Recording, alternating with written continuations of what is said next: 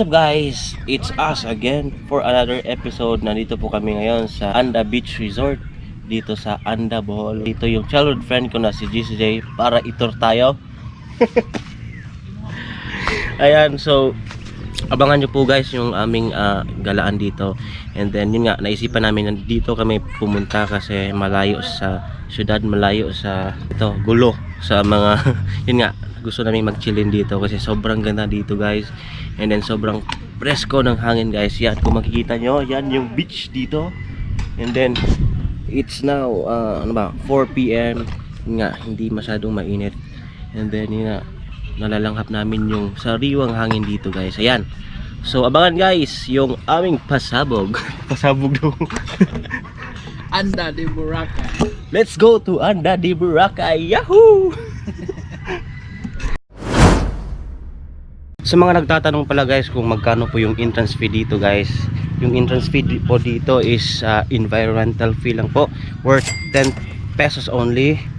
And then yun nga, ayan, ito po yung dagat nila. Medyo hindi pa nalilinisan siguro, pero sobrang puti ng tawag buhangin dito guys. And then sobrang natural lang yung buhangin. And then yun, si sa dito sa harapan ko, ito yung dagat nila. Yan, sobrang puti talaga ng buhangin dito guys. Ayan,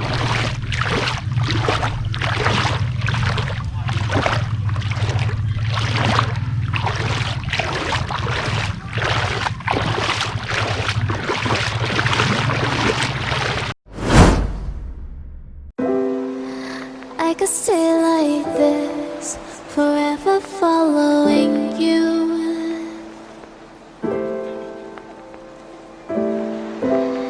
Just don't get too far, and I'll be right where you are.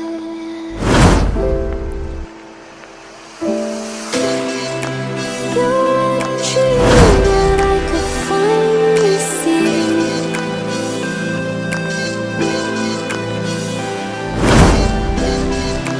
I just want us to always be, to always be.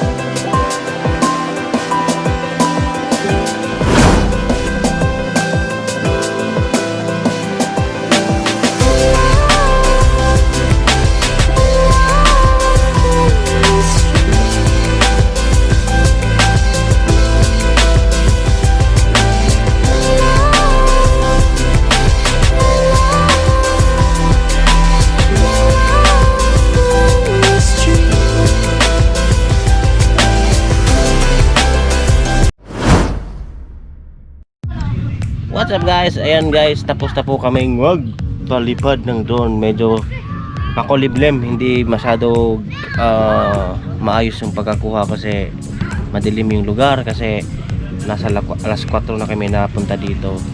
And then yun nga, kasama ko pa rin yung kaibigan ko, yung pinsan ko, yung childhood friend ko. Ayan, si J. Ramos. Ayan, what's up? Shout out kay shout out kay Apple, yung girlfriend na daw. Ayan, nagpapa-shout out. Shout out dyan. Ayan, so yun nga, abangan nyo ang next vlog namin kasi pupunta pa kami sa iba't ibang sulok ng lugar dito sa kanyang pinagtatrabuhan. Ayan, what's up guys, abang-abangan.